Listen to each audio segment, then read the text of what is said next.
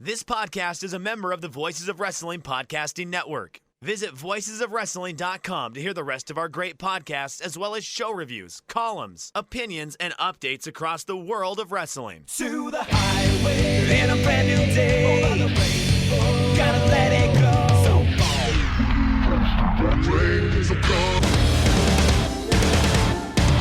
fast to finger down. Dance tonight together. Here everyone is singing.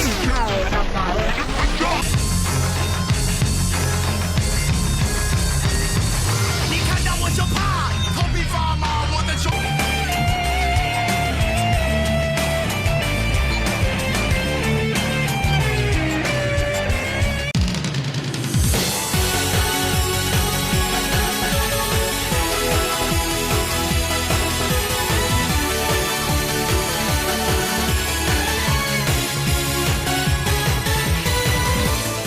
Welcome back to Open the Voice Gate for April 19th, 2022.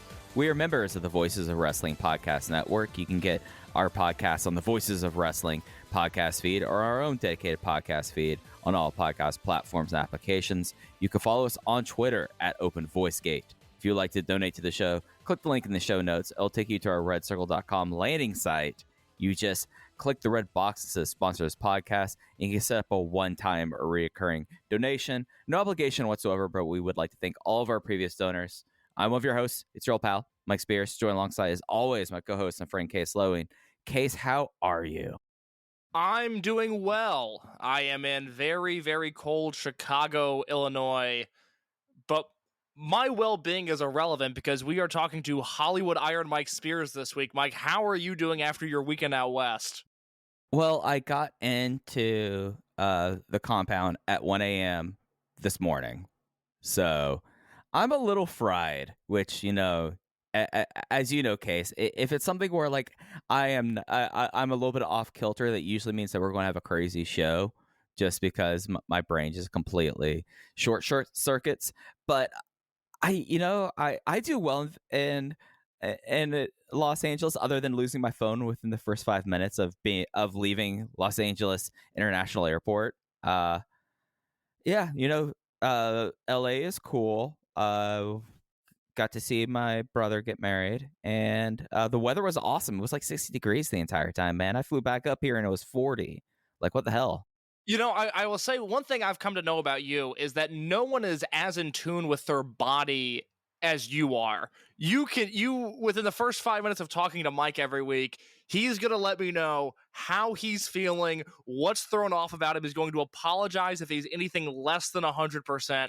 And I like that. It's good to do a checkup on yourself every once in a while. And perhaps it's paranoia or an anxiety disorder, but Mike Spears is always checking in on himself, and I think that's great. I'm disappointed you didn't post any pictures of you out west. We could have done some of that classic Sean Ross Sapp, Denise Salcedo banter, where I call you Hollywood Spears in what seems like it's an inside joke, but it's for the public, and it goes on too long, and then it makes our Twitter presence entirely unbearable. That could have been us, but you kept your personal life private, and I was very disappointed by that. I mean, sometimes we gotta take the kid gloves off when we talk about, Fightful. I mean, sometimes we gotta do that. Just an unbearable website. I've met Sean Ross. That personally was very nice to me. I have no issues with him on a personal level. Unbearable on a professional level. It's the one thing where it's like the one Patreon where I'm like, he does have a lot of good information, but a lot of it is like, it's 25% of it, but you still get good information each day. It's just the notifications on Patreon for stuff that it's just like, here's an interview we did with Becky Lynch. Please don't post anything before the aggregates get it on Thursday. And I'm like, why would I care?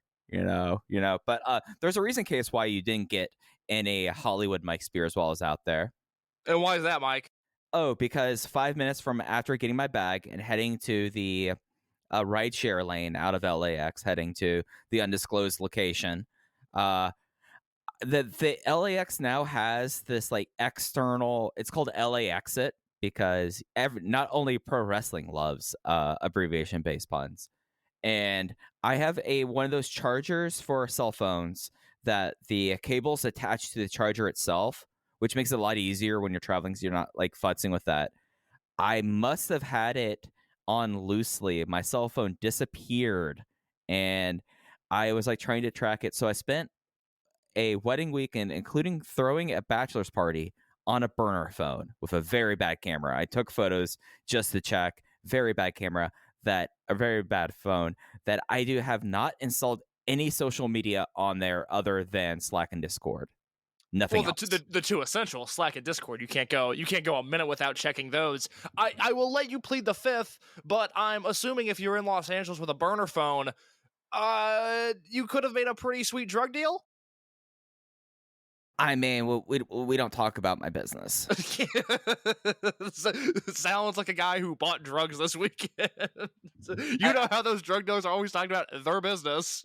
I'm talking about this business that we're in. This business. I just like, no, it was just one of those things that like, so I landed and and the whole situation, I got situated out in Pasadena. I stayed in Pasadena. Love Pasadena. Pasadena rules. Everyone should. Pasadena is one of those hidden, lovely places in the country. But and I found an AT&T store within 5 blocks that closed within 45 minutes.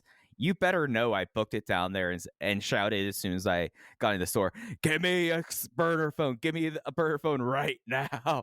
And the poor guy is like, "You mean a prepaid?" He's like, yes. And it has to and do your burner phones have apps? And I must have looked like just the most insane person. Yeah, that's not a good look. Here's the funny thing. My brother, who was out with his then fiance and his future in-laws for dinner, thought he saw me running down the street afterwards. He went inside the AT&T store, said, "Hey, was my brother in here? Kind of looks like me. Usually has a hat on. Usually pretty harried." And they're like, "Yeah, no, he just left like 2 minutes ago." Yeah, we don't know where he's off to, but he's doing something illegal, so go catch him. I mean, I've watched a lot of Bosch. You know, there's a lot of other crimes in LA other than just drugs. Are you excited for season 3 of Barry? Yes, absolutely. Why wouldn't I be? Yeah, I mean, for anybody that isn't ready for it, just so you know, this podcast going forward is not only the best place for Dragon Gate coverage, I think we're going to be doing weekly Barry breakdowns as well, because it's my favorite show. I love it more than anything. The last show I loved as much as Barry, problematic take incoming, was Horace and Pete, and Barry has been able to fill that obsessive void that not even Euphoria, which I'm a massive fan of, could fill. Barry is my thing. I love it. I'm excited about it. It's been 3 years. Is that right? Since the last season, 2019? Yeah, it's been maybe 4. Maybe 4. It was 2019 because I was going through a breakup during season 2 of Barry. I remember it well. So it has been 3 years since Barry has come back. We have been doing this podcast weekly for 2 years.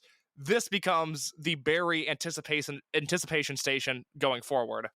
The Barry Breakdown Battle Station. Oh my God, that's wonderful. Well done, Mike Spears. You know why Go Battle Station? That used to be a name for the pay-per-views. They were the Battle Station. Yes, well, I am not old, so I did not pick up on that reference immediately, but good call by you. Hey, I gotta do it that way. But yeah, we'll have the Barry breakdowns. Kind of turning the corner on Winning Time Case, by the way, just as an aside. I'm behind. I was telling you my schedule before we started recording. There's going to be other than Barry, which I will watch live. I'll catch up on Winning Time when the season's over. That would be an OTVG extra someday. Us going through the HBO Max lineup of 2022. How is that not on the Everything Elite Patreon? We got to be doing monthly TV roundups. I mean, the problem is that we'd be doing this, and I'm like, all right, okay, so I got to talk about Temptation Island for 10 minutes. Great! I love trash TV. All right. I watch Dragon Gate. Hey. The Dragon Gate, as proven this weekend at Fukuoka with their double shot, Dragon Gate's pretty good right now. We're in a good spot. So hey, let's not compare Temptation Island to Dragon Gate, even though there is a lot of passion in both. I would say if I had to describe these two Fukuoka shows in one tagline, this was a weekend of easy breezy, beautiful wrestling. A lot of very simple stuff. These two shows flew by. I had one match on the spreadsheet, which coming away from a Fukuoka weekend is a great weekend. So yeah, there's a lot to like here. There's a lot that I want to talk about that happened on these shows. And there's a lot as we head into what is going to be an insane month of May that we will be, the place to go to, both audio. I'm trying to figure out, assuming we get King of Gate uploads on YouTube, which as of right now, I have no reason to think that we aren't going to. I am going to try to figure out a way to cover those in writing, as well as my usual Cork and Hall and Big Show reviews. So there's a lot to look forward to, and I liked some of the crumbs that were sprinkled in throughout these two shows. So normally, when a Fukuoka weekend comes up, I think you and I kind of scratch our heads a little bit and go, okay, well, we've got to record for at least an hour. That seems to be very fair to the audience. What are we going to talk about for an hour? I think we're going to be able to do that this week. There's a lot to discuss. Yeah, and even though I watched this on very few hours sleep coming across a national plane flight that the mask mandate came down right in the middle of, that was weird. That was weird. Did you get a notification that people ripped their masks off mid-flight? No, the pilot came on and did it, and then people ripped it off, and I'm like, nah, I'm keeping mine on. This lets you know I don't want to talk to you. That's very good. I think so. So the mask mandate was also lifted on public transportation, which was a different mandate, at least in Chicago, and that got lifted today as well. And I believe that is the first time since the pandemic has started that has gone away. So that was in effect for 2 full years, didn't go away last summer at all. And while I'm incredibly pro public transportation, I love it to death. I love my CTA workers. For the time being, for numerous reasons, I am keeping my mask on public transit. I just that's just one of those places that, I feel like that a poorly ventilated gym, I feel like those are the obviouses. Like unless you're just someone that, we can't tell you nothing. Those, I think it's a common sense kind of thing. And plus, when I'm on a plane, I immediately put my headphones in, and having the mask on really lets people know that, hey, I do not want to make friends with my next seat neighbor. So the mask is just going to stay in, and I won't get sick. It just competes. It does multiple things. It's a Swiss Army knife for me. I walk through life trying to be as unapproachable as possible, because there's no bad story that starts with I was being left alone and I continued being left alone. So many bad stories start with I was approached by blank, blank, and blank. It was described to me by a friend perfectly. I look just mean enough and just poor enough not to mess with. It's not worth it. I don't have anything you want. I'm going to be too big of a hassle. I have deep down unchecked rage that I keep it deep down for a reason. And so I keep the mask on. I keep the hood up. I typically have a baseball hat on.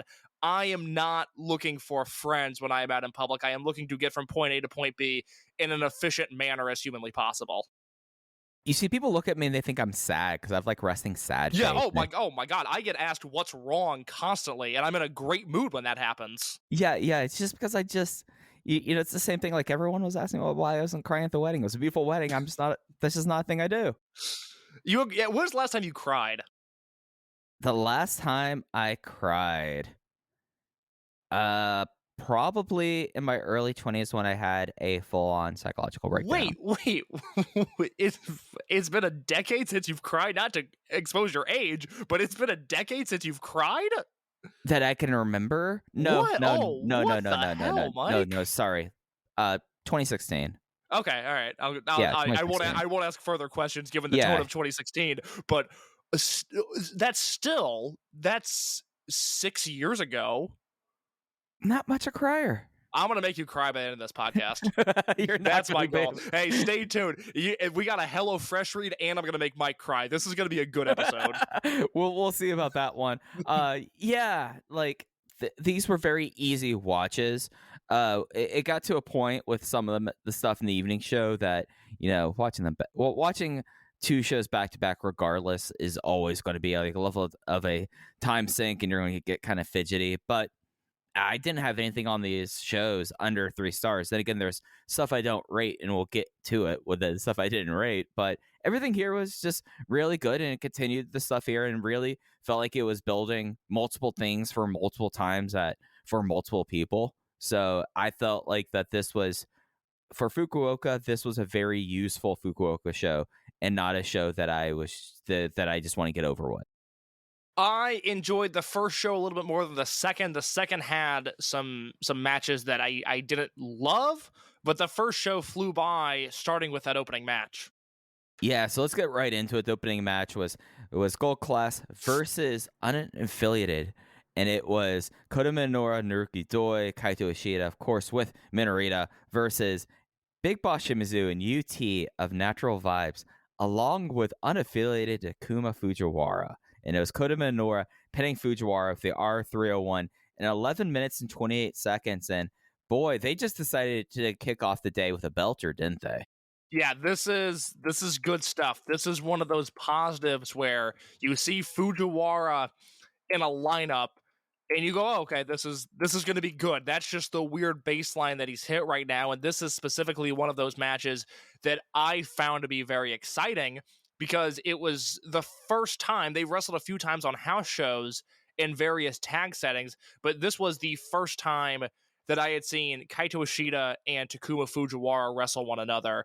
And in the same way that Fujiwara has done it with Diamante and with Dragon Dia, and the limited interactions he's had with Masaki Motuzuki, Kaito Ishida was another one where it's like, oh, that's okay. That's a match I want to see. Ishida, Fujiwara, let's get them in an arena where they can make that match happen, because their chemistry, they started off the match, their chemistry throughout, really, really strong. And it's another one of those guys as we go throughout this year, next year, 5 years from now, there could be a program there immediately, and I would trust that they could carry it just off the interactions in this opening tag. Yeah, Takuma just had some 2010 Eita chops, like yeah.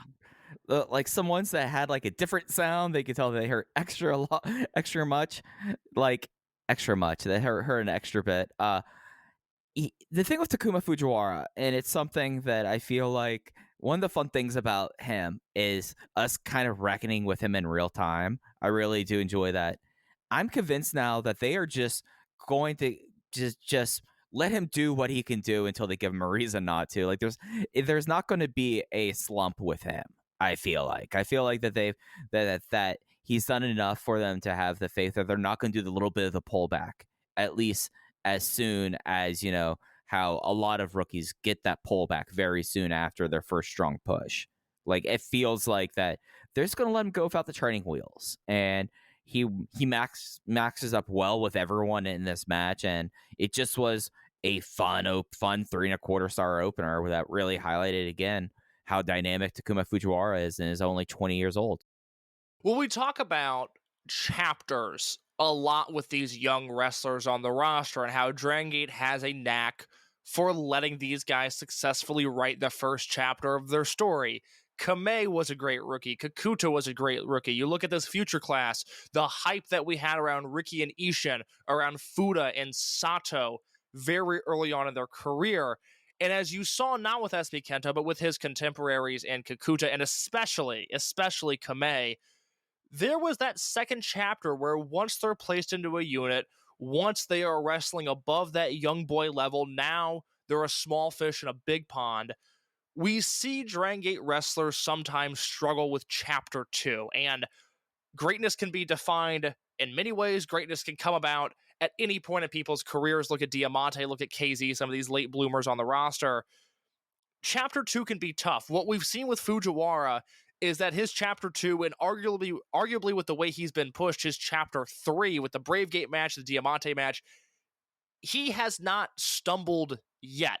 It's been remarkable, and he is someone who, like you said, I don't see how there can be a waiting period. I actually wanted to ask you, because I think not that he's going to be winning titles anytime soon, not that he's even going to be pinning big names anytime soon, but I do think there is momentum with him and enough buzz around him to where he is going to be best served being thrusted into the Dragon Gate ecosystem sooner rather than later. This guy has his gear, he has his colors, but he needs a unit.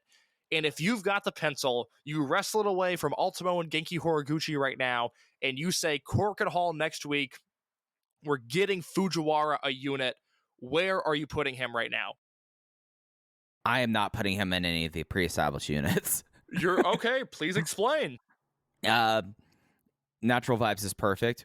Doesn't need another person to it. Too young for the heel turn and wouldn't be served. Doesn't serve what Z-Bratz really needs. High end, boy, that's a big way to lose any enthusiasm I have for him. Do you think he could bring high end to something worthwhile? That's something I wanted to ask you a little bit later. An idea that I had for high end, Fujiwara being placed into the unit. We get some Fujiwara Dragon Kid Kagatora 6-mans. Does that do anything for you? Yeah, because it doesn't have the people needed. I have a lot of problems with. So yeah, that trio by itself, the grapple guys can go do their own thing, but it just doesn't. I just have it's just a personal bias against a high end that's only going to be ended when it's over. So which is going to be 2025. High end's not going anywhere. Yeah. So if you think of that I sound unfair and bitter now, wait for 2024. I was looking at some results yesterday, and I realized just how deep Tribe Vanguard ran. I was looking at World 2019 for something. Yeah. And I realized Tribe Vanguard's in the Twin Gate match. And I was just flabbergasted by that. I can't imagine Tribe. I didn't like Tribe Vanguard in 2017, but 2019 Tribe Vanguard is just a dark, dark place. Well, you had Kai and UT, so people that weren't in original Tribe Vanguard with that. No, the bright spot was, like I will continue to say, let history remember it, the Kagatora UT Maria trio that was doing undercard 6-man tags. I was like, hey, this is awesome. It's this Yamato guy I have an issue with. Yeah, so what did I leave out then? Gold class and D-Courage. D-Courage, if we're going to, like, D-Courage is the route, honestly. D-Courage is the route. Like, because I view them as their own thing and not a unit. I would have them with D-Courage, man. He already has colors that can represent Daya and Yoshioka and have the lime green for him, That's a great point. It's already partway there. Yeah, that's a good point. He doesn't need to change his gear all that much. Right, yeah. So, I guess outside, like, unit things, I mean, we're now about 3 weeks out, maybe 4, from when we'll start to get a sense of King of Gate stuff. I think at this point, it would be just a miscarriage of justice if Takuma Fujiwara doesn't make King of Gate this year.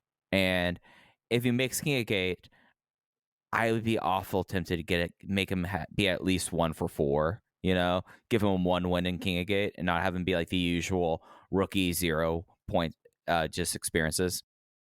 So we should know the King of Gate lineup next week at Korakuen Hall. That is the plan, is for them to announce. Oh, so they're actually announcing it then. Okay. That is the idea. That is what Jay said on Alan Forel's Pro Wrest Paradise last week. So unless something changes, we should get, at the very least, we'll get King of Gate lineups, names being announced. I hadn't thought about. Well, with the way they do their schedule, I bet they announce the King of Gate matches and then just leave all the undercard stuff up to bell time. Right, yeah. I would hope. And they would announce the opening day stuff at Korakuen. Yes, which we'll talk about opening day King of Gate stuff in a minute, because I've got a whole thing planned on that. But I'm with you. I think D-Courage is the route. I think there's so many interesting things that could happen with King of Gate this year, and Fujiwara being in it is number 1 with a bullet. If that happens, I am so in on this tournament in a way that I wasn't even expecting myself to be, because the King of Gate lineup, if it's anything less on paper than excellent, it is a massive disappointment, and that is because the roster is so talented right now. There's so many small things that I like, so many different guys that I'm interested in right now. This is going to be such an interesting tournament, because they could run a 24-man King of Gate, and they could leave guys out. They could leave out a Kondo or a Maria or an Estrella, guys that might not be the best wrestlers in the world, or a Fuji or a Motuzuki, but guys that are more than capable of wrestling in a high-level singles tournament. The roster is so deep at this point that those guys are in jeopardy of falling off, so I don't know if we're going to get Fujiwara in there or not, but I know if he is in there, that immediately becomes my most anticipated part of King of Gate. Yeah, I guess it matters. Like, and also if they're going to be doing pure knockout, like they've done the last few years, or if they're willing to do if they're willing to go back to block play for good, So I mean, there's a lot of ways they can really go with that. I mean, looking at they did block play last year, yeah, and but less people. less people, yeah. But looking at the schedule for that, they've got Korakuen, they've got Kobe Sambo Hall, they've got the Triple Shot and Hokkaido, and then they've got that Osaka #2 show at the end of May with what I'm assuming will be the King of Gate Finals June 2nd in Korakuen. So I'm expecting block play and a big conclusion in Osaka and Tokyo at the end of May and beginning of June. Yeah, no, that would make the most sense to me. Do you have anything else on the opener? It was very good. It's on YouTube. Go watch it. Yep. I mean, 3.75 stars match just thrown up on YouTube. You got to check it out. I think we should talk about the next match and everything around it all as one right now. I think, Case, does that work for you? Please. All right. So on the afternoon show, we had a singles match. Masaki Motuzuki defeating Stan Ichikawa in 13 seconds with a lariat. Stalker often does a Stan Hanson impression, including a theme that goes William Tell Overture right into Sunrise, which always pops me. And then across the next two shows, Ichikawa, at least by my count, 5 times tried to get the match restarted. He finally got it restarted right before intermission on the evening show and lost again, but this time in 5 minutes and 44 seconds to an arm lock. And actually what was kind of a competitive for Stalker kind of match with Mochizuki. Loosely competitive. For him. Certainly more competitive than I thought it was going to be. Jay had an interesting note on Twitter, something that I never would have realized had he not pointed it out, that this was the first time that Ichikawa had wrestled in Across Fukuoka in 22 years. Toryumon ran this venue November 30th, 2000. This is on the Dragon Gate Network. And let me run down some stuff on this show, because it's not a show that I remember, but it is a show that I'm going to go back and watch. Opening match, all caps Saito versus Ryo Saito. Does that sound like a lot of fun to you? Oh, that sounds fascinating. Yeah, especially that time airs. period. That's clipped, but that airs. So I need to check that out as the all caps Saito guy. Now, match 2, I need your help with, and I don't know if you'll be able to provide the help. But match number 2 is Azteca versus Yutaka Fukuda. Any idea who either of those guys are? So Azteca is someone that is a luchador that came around a lot in those early days.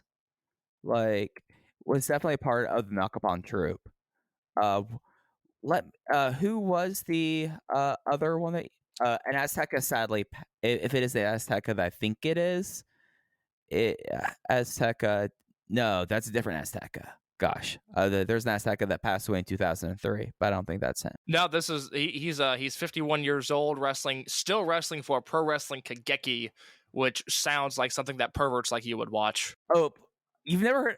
Okay, so different Azteca then. Pro Wrestling Kageki. That's like an old school. That was like one of the original like real sleaze feds. Yeah, no, it sounds horrible. Just looking at the logo, looking at some of these cards, it sounds like something I am just not interested in. And that other guy, that name doesn't ring a bell at all. That was Yutaka Fukuda, who weirdly wrestled on this show in 2000 for Toryumon, and then in 2010 wrestled 2 different Next shows, which is a really strange career. That other than that was an Osaka pro, but not someone's work I'm familiar with. But I thought that was interesting. And then that show is headlined by a 6-man tag that I need to check out. I think I've seen this before. It's big names, so I would imagine I have. But Dragon Kid Genki and Magnum Tokyo versus Shima, Fuji, and Suwa. That for 2000 is as loaded of a 6-man tag as you can get. Yeah, no, that rocks. All right, so I was thinking about someone else who was a luchador that was over all the time, not Azteca, who's been the promoter for Pro Wrestling Kageki forever. They don't even have a Twitter presence. Pro Wrestling Kageki. I appreciate that a lot. Oh, good. No, more wrestling companies should do that. Holy shit. No, this can't be who I think it is, who is their champion right now. Hold on. Who Hold do we on. have? Okay. We dug in a cage match early on this show. Who was the Pro Wrestling Kageki champion? It's Satoshi Ogawa, and I thought that was someone else when I saw it. Who also has a I'm gonna click a link here, okay? So this is just really I do not have permission to access /user /Macho Man on this server. Where are you sending me, Cage Match? Where are you sending me? Yeah, so this guy was trained by Azteca, and his other one is a link to a. All right, this is hilarious. The Satoshi Ogawa guy is his Amiiblo blog, but by Ameba, has just pot leaves all over it. Hell yeah. And that's usually something that could be like a stylistic thing in Japanese culture. Like Hugh Darvish got like bad buzz when he first came over to to the Rangers because he had on a T-shirt that had a pot leaf on it. So the fact that this is all over this guy's blog page is really, really cool, I have to say. Well, a happy 420 to people who are listening to this episode on the day that it came out. As for Stalker Hanson versus Masaki Motuzuki, a delightful affair. I love anything with Konami Chikawa, Masaki Motuzuki, or Stan Hansen, and this combined all three into a series of very fun matches. Yeah. It was a nice little thing that imagine if you had the tickets for both sides of the doubleheader, and it's just like, well, and a friend who didn't go was like, what happened? Well, Stalker kept on wanting to have a rematch. It's long-term storytelling, actually. Learn something about it. Match 3, we had another unaffiliated trios match, but this one had more unaffiliation with it. Ultimo teaming with the high-end pair Dragon Kid and Benkei versus Eita, Yosuke San Maria, and Ishin Iihashi. Benkei went through Ishin with a spear in 11 minutes and 45 seconds, and Bud, Ishin's starting to look a little bit more like Ben by the day. Like that really struck me, especially that it's the haircuts. Their haircuts are too similar, in my opinion. Yeah, Benkei is doing a thing where he's starting to look different on almost every show again, but there is... I'm so curious to see 5 years from now what Ishini Hoshi is, because there's a few different directions this career could go, and you've been very bullish on him. I like him a lot. I like these young Dragon Gate powerhouses. I think the roster does well when they have a few guys like that in the mix. I'm still very high on Ricky. I think Ricky, assuming he comes back ever at this point, has major headline star potential to him, just given the charisma that he radiates. Ishin is a guy who I think will be very valuable to, say, a King of Gate tournament 5 years from now. Somebody who can go in there and consistently have good matches, because he's been doing that as a rookie. We've seen him in a variety of situations, a variety of partners, variety of styles of matches, which is incredible given how young he is in his career. And he continues to keep his head above water. And his interactions with Benkei here were no different. Yeah, I've been really impressed with Ishin this weekend. Like, he had a very good day in Fukuoka, in my opinion. It was something, got to see a lot of him. It's going to be interesting. You brought the 5 years thing. So he is 24. He's a very young-looking 24, I would say. Yes. I'm going to be fascinating on like how he looks like when he turns 30. Because this is a guy who, he has the look that I feel like that people go like, oh, heel powerhouse. But there is something about him that you could kind of see him like Shigehiro Irie in a way, if that makes sense. Hopefully he surrounds himself with smarter people, but yes, he could look like him. Right, but you get like the sense that he kind of has like a little bit of like a rampaging bull in a china shop kind of thing with him, but he showed some different edges on the show, actually more so on the evening show. But he's a fascinating one. He's someone that the more I see him and the more that he's kind of, and with whatever the situation of Ricky is, I don't know, he's taking advantage of it. You know, I don't think this is a Darius and Dante Martin kind of thing, but Ishin's really put the best foot forward since his brother's disappearance from shows. Yeah, there's one blemish on this match where Dragon Kid, Benkei sets Ishin up to take a 619, and Ishin kind of bounces his neck off the top rope and then isn't in position for the 619, and Dragon Kid connects with nothing, and then they just kind of reset and have Ultimo do his offense on Ishin, and Joe Gagney tweeted that out, and even out of context, but especially in the midst of the match, it is so shocking to see an error that big, and it was just wrong place, wrong time. Ishin's body was off by half a step, and it completely threw the spot into disarray. But it really goes to show how good these rookies are that were, these guys debuted in September. I can't do that math. They're, 7 months into their career or so? And this is the first time where we can visibly point to an Iihashi brother spot and go, that wasn't supposed to be that way, which is really, really impressive. I want to get existential for a second, Mike. Can I ask you a deep question that I was thinking about during this match? I'm kind of terrified about what this question may be that this match prompted it, but yeah, go ahead. I'm going to ask the question, I'm going to have you answer, and then I'll explain why I'm asking it. Mike Spears, are we broken? You and I. I can't speak for you, but yes, I'm a fundamentally broken person. Yeah, for sure. There's a reason this podcast exists, my man. Case, you said that I'm someone that has supreme command of their senses and their body. Of course I know I'm broken. I was watching Eita wrestle Dragon Kid in this match. A very emotional time for me anytime those two step in the ring with one another. And I started thinking about their rivalry in 2018. Yamato versus Kai, which is a 3-year arc that was paid off at Final Gate.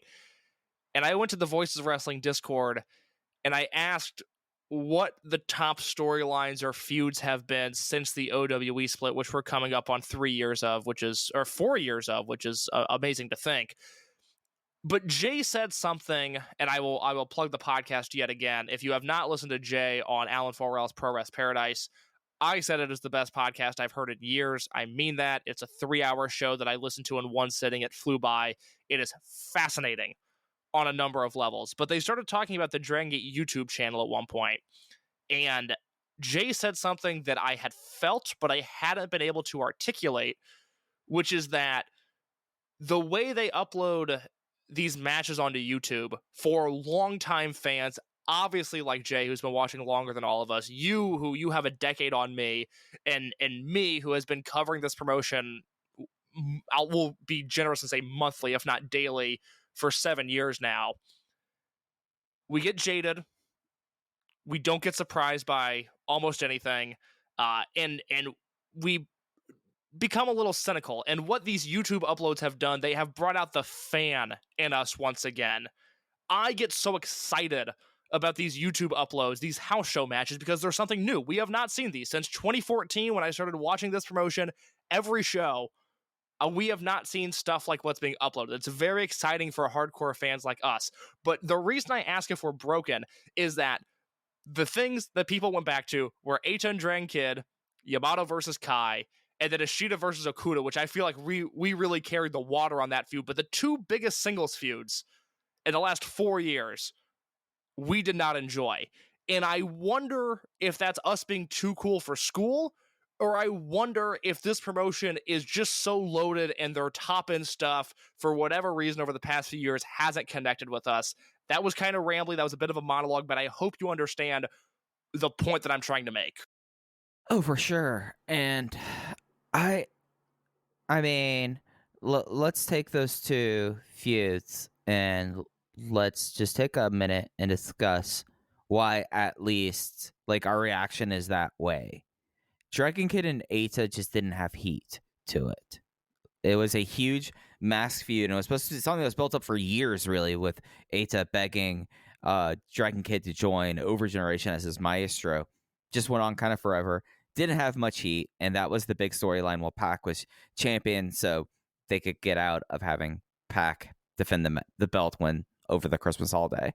So that it's just one of those things that for me, I look at that feud, I look at all the buildup, and it just wasn't really, I would say, deserving of the buildup just because of the heat there. And that kind of rolls over to the Yamato and Kai feud, because that one went on pretty much since Kai came into the promotion. So I guess the thing to me, when you look at these three feuds, the thing they really have in common is they lasted for a long time. Yeah, I got a little self-conscious thinking about it because, we loved Ishida and Okuda, and we loved Shun Skywalker and Daya and Diamante and the dissolution of RED and Masquerade. But the two things that Dragon Gate has so clearly presented as these are the biggest feuds. This is the biggest thing happening in the company. We weren't hot on either of those. I hate Dragon Kid Eita matches. I don't think they have chemistry, which is crazy given how often they wrestle one another. I just don't think they work well together. Yamato and Kai, same story. I've said before, Kai's best wrestler, his best opponent is UT, and we're not getting Kai versus UT for the Dream Gate belt, which is a damn shame, but Kai was positioned with a guy who he just doesn't work very well against. But I wanted to check myself. I wanted to see if we were being too cool for school, if the mainstream, this is what it is, this is the main event. Are we subconsciously not enjoying that because it's what's being pumped out to us with the most spotlight on it? Or are they weirdly just not good, kind of an AEW situation with their world title where that never feels like the most important thing on the big shows? Dragon Gate sort of has that going on for them with my own personal enjoyment, where the top feud is never what I'm most into.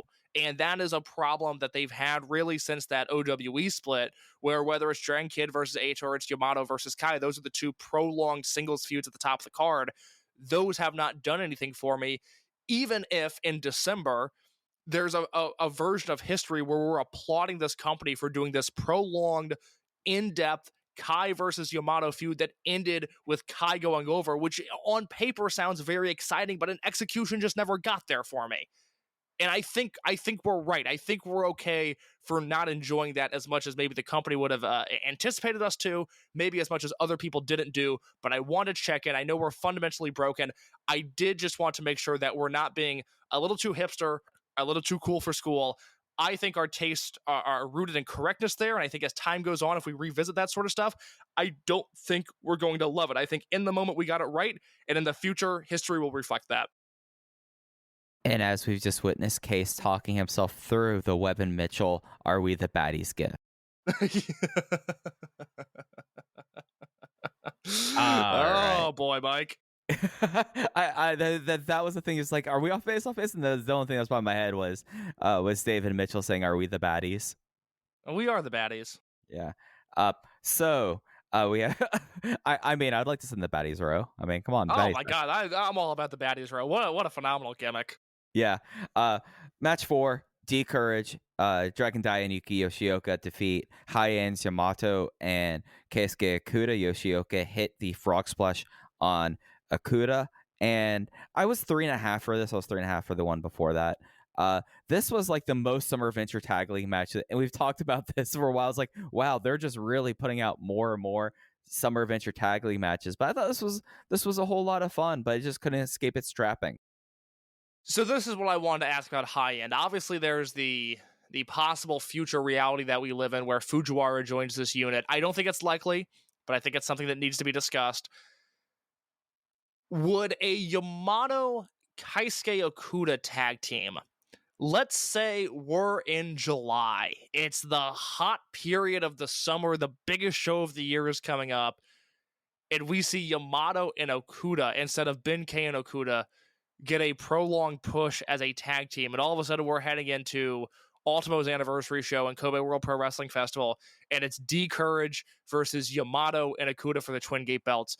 Does that salvage High End in your mind at all, or are you just writing them off entirely? No, I'm done. I'm completely done. I know Yamato is one of the best tag team wrestlers of his generation. A tag team of Okuda should be great, but it doesn't do anything to help High End. That's just another thing in that's another feather in Yamato's cap in his tag team work, right? Yeah, I would really like to see that team to a point where if they wanted to give these guys a run, because I would like to see a rematch of this match in a bigger setting, because I thought these teams worked very well together. I went 3.5 stars. D Courage continues to be very entertaining.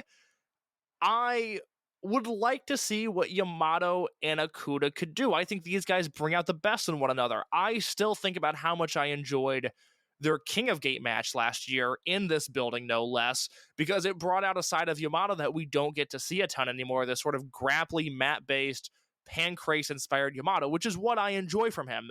Very rarely in wrestlers do I encourage them to take it down to the mat and grapple. God forbid, quite frankly. But with Yamato, I enjoy that aspect of his game, and I would like to see he and Okuda combat that from a tag team setting. I don't think that's going to happen. I don't get the impression that's the direction they're going to go, but on a personal level, I would be very intrigued by that. Yeah, no, I think it's something that, you know, with how Yamato likes to work and like that, giving him basically the blonde him to team with might be the best case scenario for that. After the match, Stalker came out again. This was one of the multiple times he begged for that restart. Semi-main event, Jason Lee tagging with Strong Machine J versus Z, Bratz, BB, Hulk, and Hio. Hio pinned Strong Machine J with the Neko Damashi roll-up, and Jason is just, he's on another level, but it's also something where I'm actually like getting and feeling really sad for Jason at this point. It's hard not to. It's hard not to be empathetic towards Jason Lee at this point. He's so good at portraying that. That's the thing. Shun, of course, Shun Skywalker has been phenomenal since October, November, whenever the derangedness of Skywalker kicked in. Home run every single time out. Both in the dissolution of Masquerade and now whatever is going on here, which will be decided next week at Korakuen Hall when Jason Lee finally, it appears he'll join a unit. Jason's charisma, his character work, the way that he's intertwined his in-ring into that. I raved last week about how Shun Skywalker has had such a drastic departure from the wrestler that he was in order to get this character over. Jason Lee's isn't as extreme, but there's an argument to be made, and I might be the one to make it, that Jason's doing the best work of his career. And this is a guy who at this time last year, we did our Dead or Alive review, and I said this is the best junior in Japan. Until Hiromu proves that he can stay healthy and that he can be the wrestler that he once was, to me, Jason Lee is the best junior heavyweight in Japan.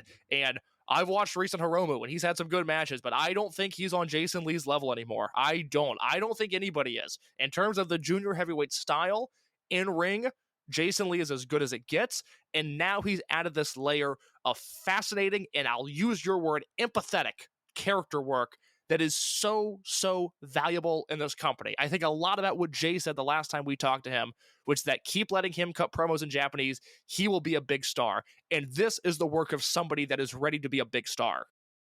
Yeah, and it's something that just really sticks out now, like Jason's work. Even in a company with such a high working standard, you see what Jason's doing, and it's like, wow, this is actually something really, really special. The match itself, everything was fine. Like, the work was good, but I mean, this was really a match where we got to the finish, and then we waited to see what Shun was going to do, which was basically kidnap Jason and drag him to the back, lift him up like a potato sack, and Jason trying to do whatever he could to get out of Shun's grasp.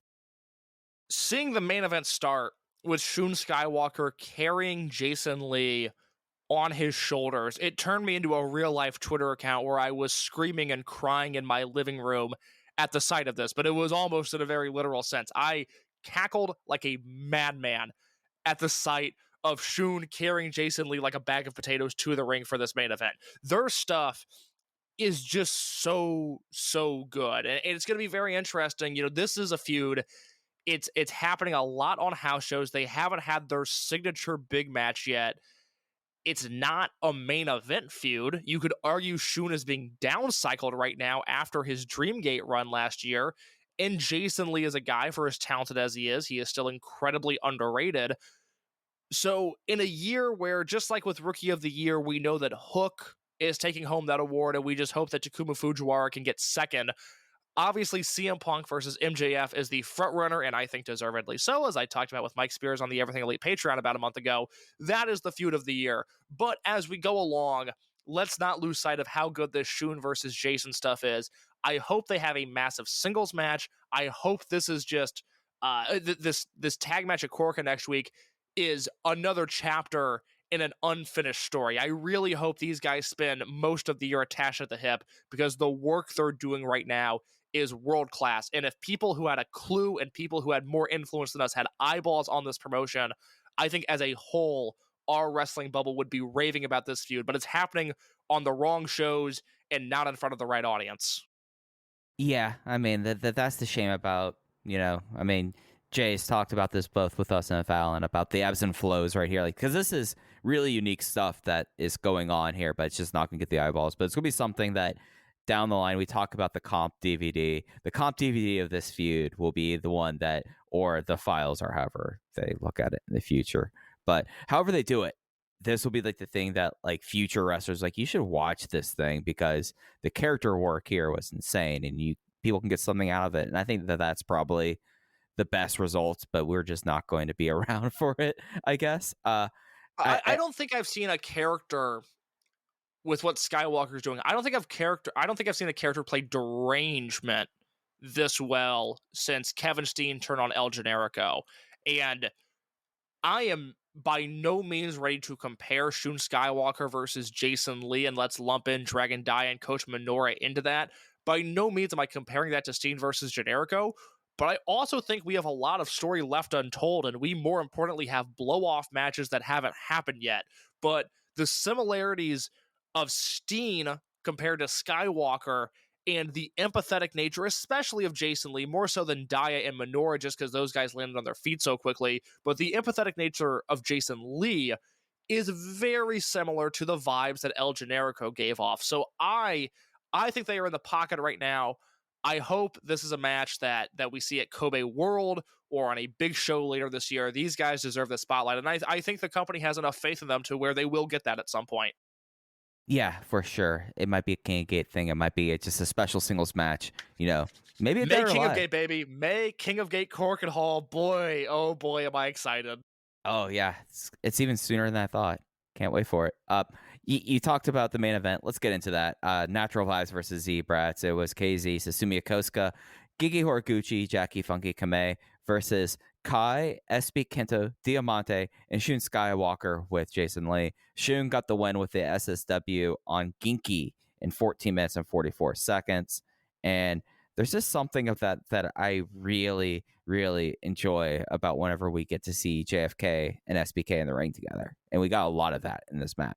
You took the talking point right out of my mouth. The great thing about Dragon Gate is the way they are able to heat up and cool down things seemingly on demand. And these were guys who obviously had their now infamous Brave Gate match in October in Kobe. They did the rematch in December in Korakuen Hall. And then they did not touch until February 6th on a house show, a very small house show. And then they are just now getting back in the ring with one another. They wrestle each other on the 4th, on the 8th, and then again on this show on the 17th. So this matchup feels fresh once again. They did that match in December, and they gave them 2 months of being in entirely different matches they never touched. And we're seeing it here where this felt really fresh, and there was a lot to like about this match. Kamei versus Diamante, SB Kento versus Genki Horiguchi. But the highlight of this was, like you said, it was SB Kento versus Jackie Funky Kamei. These guys have a special chemistry that will carry this company into the future. Right. And talking about the other matchups, I was pretty happy with the Susumu and Kai face-offs, knowing that they are the next Dream Gate match. I feel like that I'm seeing what I need now to be confident in that match. I would say. I think they have good chemistry. I think they'll have a good match. But this was a loaded main event in terms of what I like. Diamante, SB Kento, and Shun, those are my guys. KZ, Susumu, Genki, and Jackie, those are my guys. And as I was watching this match, seeing Shun versus KZ, and Diamante versus Kamei, and SB Kento versus Kamei, all I could think was that Susumu versus Kai feels like such an afterthought. And that maybe goes back to what we were talking about earlier. Something about the main event scene in Dragon Gate just has not clicked with me over the last 4 years or so. The one raid that did, obviously you had Pac and then you had Shun Skywalker, but it's not like they were engulfed in these long-term stories. Ben K Pac was there to get Ben K the belt. Skywalker was there to have great matches, but there wasn't this long story being told throughout his reign. Kai versus Susumu Yokosuka, there's a story there, and it was, to me, the fourth most important thing in this match. They don't stand out. That's an issue with Kai. He's a good wrestler. In All Japan, he'd be the best on the roster outside of Miyahara. In Noah, he would be a welcome addition to that heavyweight scene. In Dragon Gate, he can hang, but he is being lapped by anyone in his unit not named BB Hulk. Yeah, and it's something that this whole reign has been dealt with a way that, like, they give you enough lead up time to really heat up the title matches, and this is the one that had a little bit of a shorter turnaround, I guess, because I felt like that, like, we knew that Shimizu was getting next pretty much through December. You called that one. And then even before that, like, the Yoshida one had a pretty solid build up as well. So I just like look at this, and yeah, when you have people like Diamante there, you have Shun who just pulls focus. Whenever Shun's in the ring right now, he pulls focus from everyone else. And then you have the fact that you have two of the strongest baby faces in the generation, and KZ and Genki, and you have their protege who's getting just as good at getting the babyface reactions in JFK.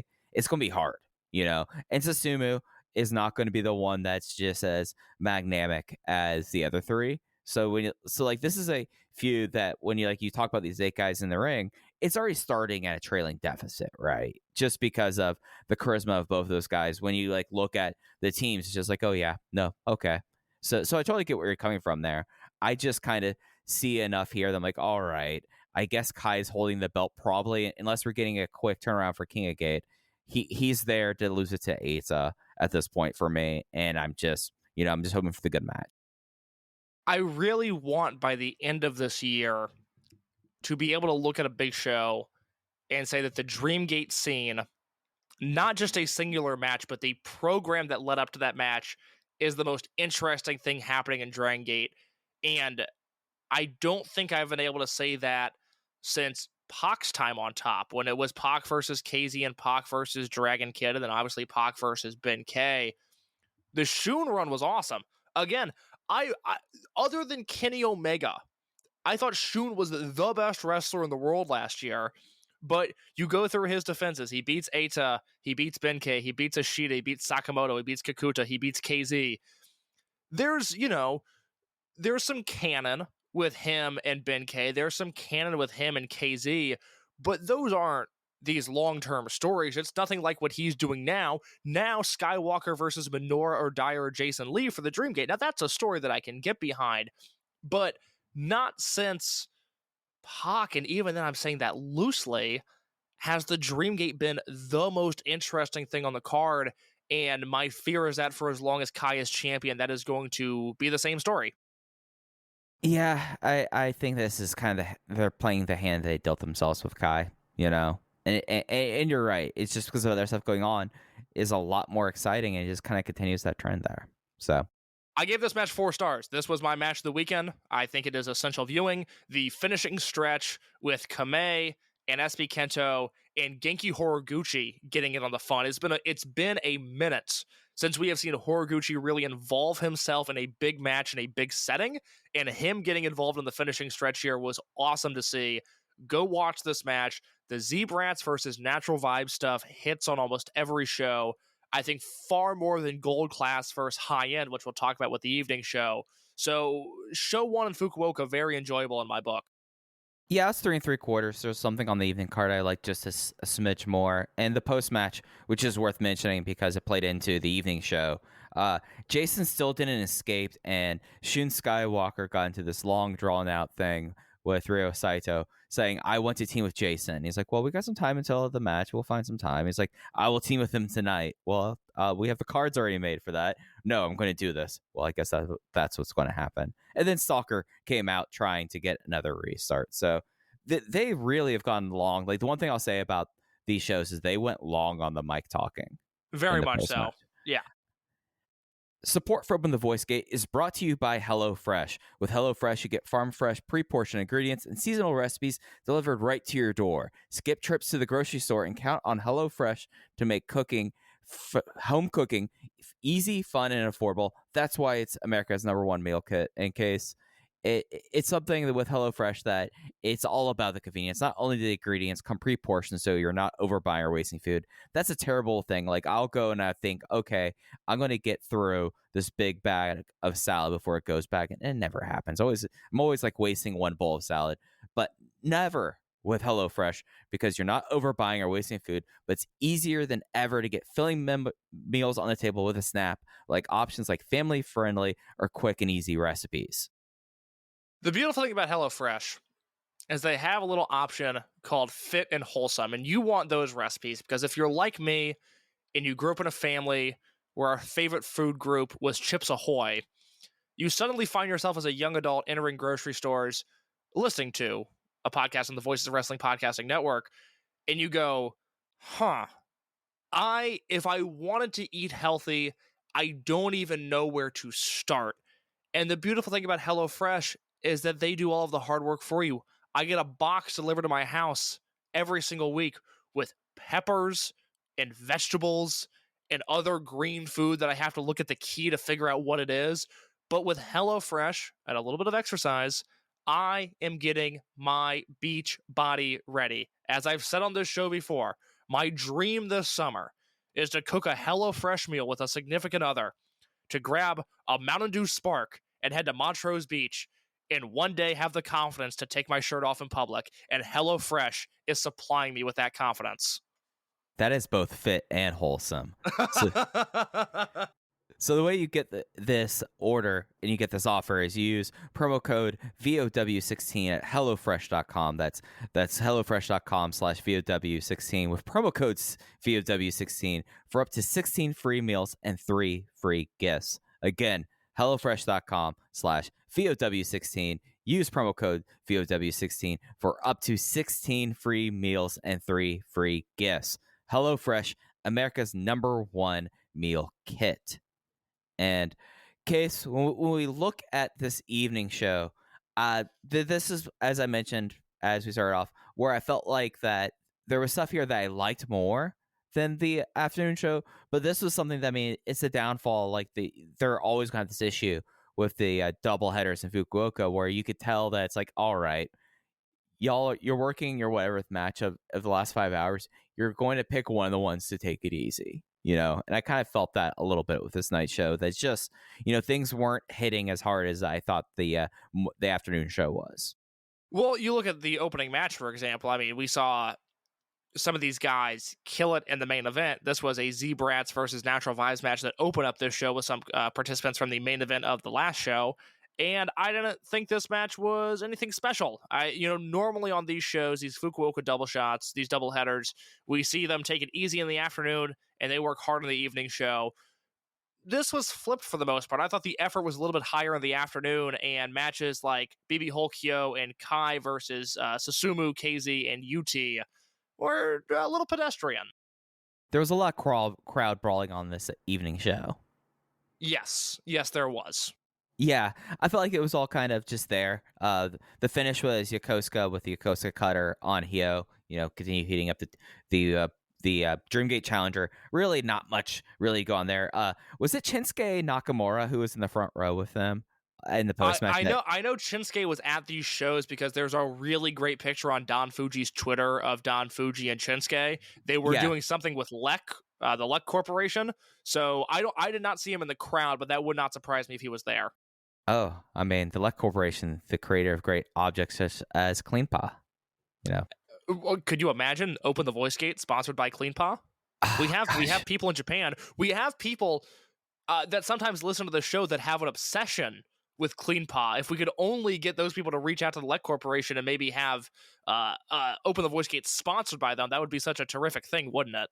Hey, I mean, Mr. Sponge Guy goes to the shows with his kids. I mean, I would love to talk to the Sponge Guy. I feel like I've said this before, Case. I want to talk to the Sponge Guy. And I feel like that can happen only with the sponsorship from the LEC Corporation. Let me ask you, Mike. I'm going to tie in the opening match with match number 2 with a bit of broadcasting magic. Does the date June 2nd, 2016 ring a bell?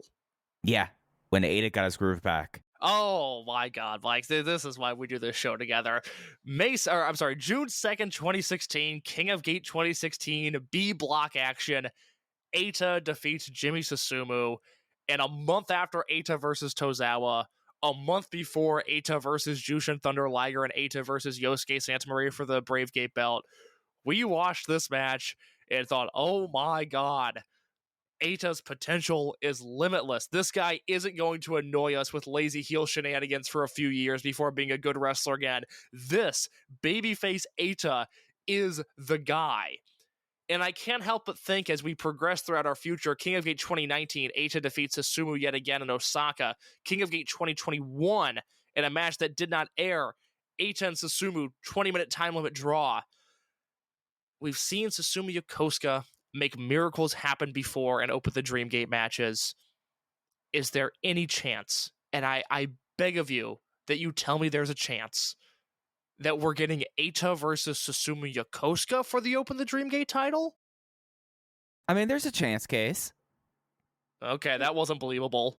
I mean, I was going to say there's a chance because there's a chance for everything in this universe.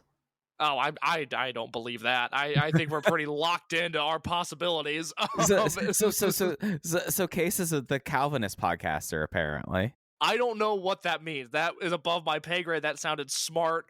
I don't know. All I know is that I for as bad as I wish it, want it, and do it, I don't think Susumu is going to beat Kai for the Dream Gate. Yeah. It's a nice thought, though. Yeah, because we could see the Apocalypses again if it's him versus Eita at Kobe World. There's just there's something like it's not gonna happen. We're not gonna waste time doing it. It's not gonna happen. But I did want to throw that out there. Can we talk about something that did happen and was awesome though? Yes, because I'm going to give you the floor, because I saw you post something in the Discord about this match before we started recording, and this is your ballpark. Eita versus Ishini Hoshi. Let's call an isolation, and Mike is going to run the offense here. All right, so this is Ishini Hoshi's, in my opinion, his best singles match since he started wrestling, and it's something where if I look at the Iihashi brothers matches were always good, but they never stepped away with me the same way that Takuma does. But this one stepped away with me in a way that I thought that this was a really special little number. So this was kind of worked, and I almost tweeted this, but since I do not have Twitter on my phone anymore, I didn't. This is my blueprint for a Summer Adventure Technique League match, because the first 4 minutes was just grappling and Ishin like showing, hey, I have this. I'm better at this than you expect. And I was like, yeah, you are better at this than I expect, Ishin. Go on with this, young man. And then he started talking shit. Ishini Hoshi's favorite thing to do is to be very, very chatty. And that started to tick Eita off. And Eita started to treat him like a young boy and going for Boston crabs until Ishin raged up, hit a triple drop kick, and then hit a fourth drop kick that was really like him jumping on Eita's stomach, which popped me immensely. And then Eita did a devastating, wrenching back Boston Crabs attack bout. Ishin in 8 minutes and 34 seconds. I had this written down as 3 3/4. I've talked myself into 4 stars. I love this match, guys. This match, it's everything that I really... Well, when I say I like Ishin a little bit more than Riki, this is the kind of stuff I like. I feel like that he actually is a lot more dynamic than people have been able to see so far. And we got to see this in this match. I don't have any counter to that. There's nothing I disagree with, but this is one of those times on Open the Voice Gate where you are a full star higher than I was. I liked this match. Thought it was very good. The idea of Eita working a singles match on a non-Korakuen Hall or pay-per-view show makes me a little bit nervous. I never know what kind of effort we're going to get. I thought Eita worked just hard enough to get by. Ishini Hoshi obviously always works his ass off. Thought it was a nice, like you described, veteran versus young boy match. Didn't light my world on fire anywhere near 4 stars. That's fair. Sometimes matches will hit you in a certain day and scratch a particular itch. And this match hit me today and gave me that itch. So I love it. I love when we're off base on something because, for the most part, 3 3/4 here, 3 1/4 there, 3.5 here. I like this match, but you saw something in this that I did not. So I want to go back and watch this match. We so rarely get Eita singles matches that this is something that should be watched if you have any sort of investment in him. He wrestled Minoura at World last year, and then had the singles match with Hyo at Memorial Gate this year, which was kind of a gimmick match. And other than that, I don't believe he's had a singles match since last year's King of Gate. So it's a very rare, at least in Dragon Gate and Noah, it's a different story. So it's a very rare occurrence where we get these focused Eita matches. So I thought it was fine. I thought it was fine. But props to you for enjoying something so much. It's nice to like things, and and let me tell you, there's few things in wrestling that I enjoy more than when someone goes for a move or goes for like a drop kick, and it craters someone, and he like maybe took like an inch off of Eita's waistline with that last drop kick. It was nasty. Ishini Hoshi, for a powerhouse kind of bowling ball style wrestler, has a beautiful drop kick. And they know it because I could tell they're like, hey, keep on throwing that drop kick. Everyone loves the drop kick, Ishin. Yeah. Like Fujiwara, it's like, hey, bust out that springboard head scissors as much as you can. You know that crazy tilt-a-whirl arm drag that you do? Why don't you mix in that as much as possible? Ishini Hoshi, you got a nice drop kick. Throw that, my man. Yeah, no, I mean that's exactly it. Match 3, I think we're going to probably be simpatico on this. This was Natural Vibes versus the new hot tag team of Shun Skywalker and Jason Lee. Natural Vibes was Big Boss Shimizu and Jackie Funky Kamei.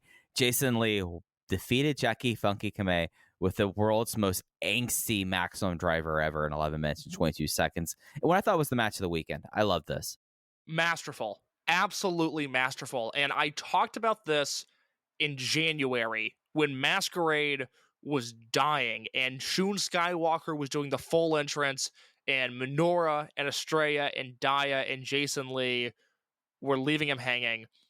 I talked about how it's very easy in wrestling to have partners miscommunicate with one another. That's something we see. That's something, if we had to agent a show tomorrow, we could do a very clunky version of partners on different pages, friendly fire, etc., etc., etc., and we could tell a story that people would understand.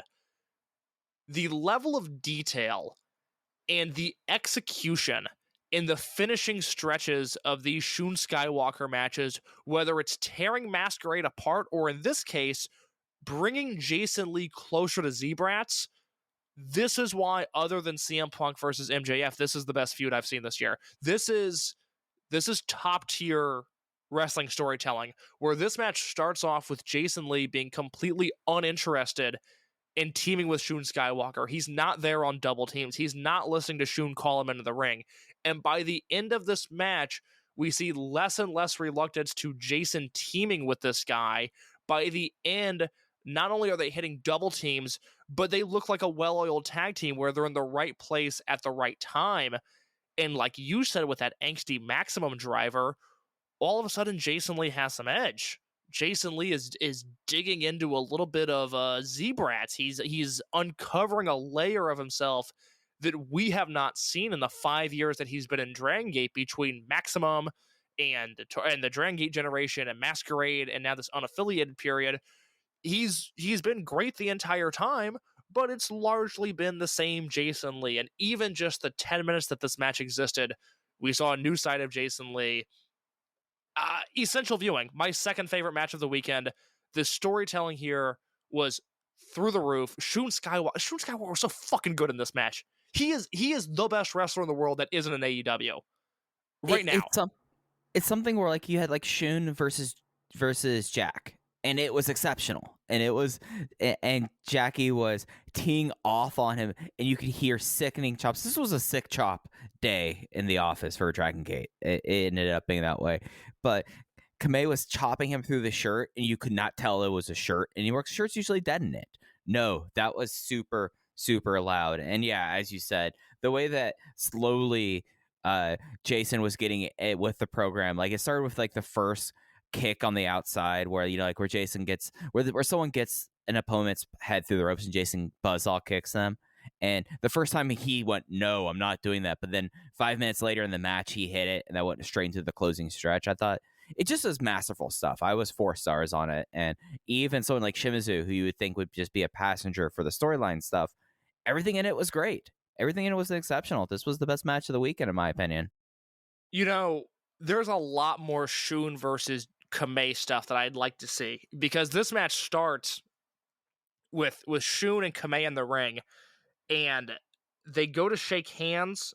Shun offers his hand out. Kamei slaps it away, but then Shun grabs his hand and squeezes it like he's a bouncer or like he's a high school bully.